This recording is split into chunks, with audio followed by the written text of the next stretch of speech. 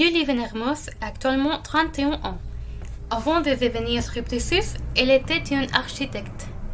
Elle a commencé dans l'industrie du sexe à l'âge de 23 ans en travaillant dans le théâtre Chuchote, un théâtre érotique.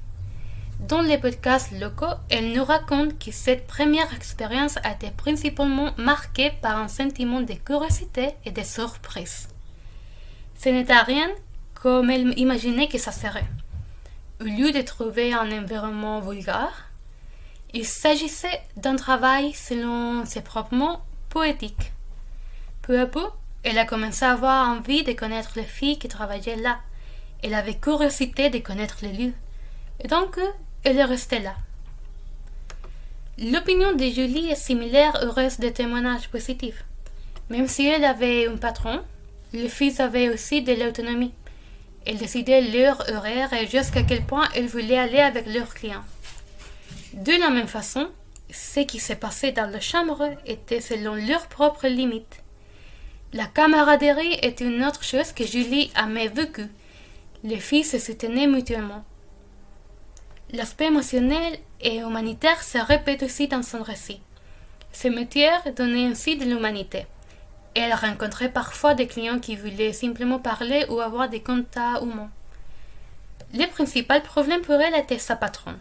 Une femme qui, selon elle, était tellement manipulatrice et la raison pour laquelle elle a finalement quitté le théâtre. Mais elle n'a pas quitté le métier. Après 8 ans de ces événements, elle réfléchit sur la place de cette industrie dans la société. Elle affirme qu'il y a un manque de conscience.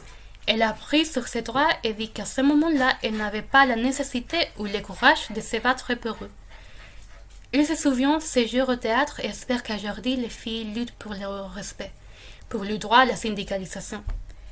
C'est un travail qui doit être honoré, respecté et reconnu, dit-elle. De la même manière que les témoignages précédents, elle insiste sur le fait qu'il y a beaucoup de jugements et que c'est très compliqué de changer l'opinion de la société. Pour celle, tous les travailleurs du sexe sont des victimes et c'est faux. En fait, c'est une façon de déconstruire le patriarcat. Pour cette raison, de nos jours, Julie travaille dans un spectacle créé par elle-même avec Maro Goutarel, appelé Strip Rescue de Messa.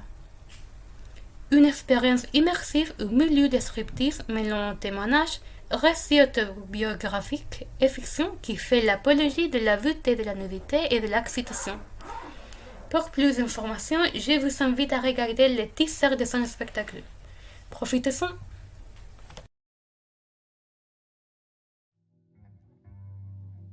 C'est un étrange risque que celui de la nudité.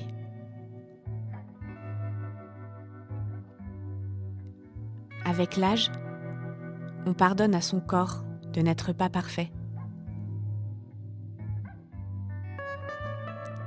On peut photographier la nudité, la délimiter, la contraindre.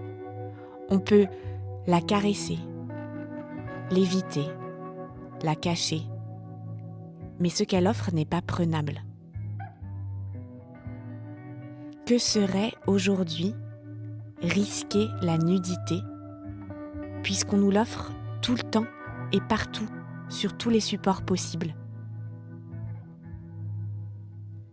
L'intime dévoilé est le risque de la nudité.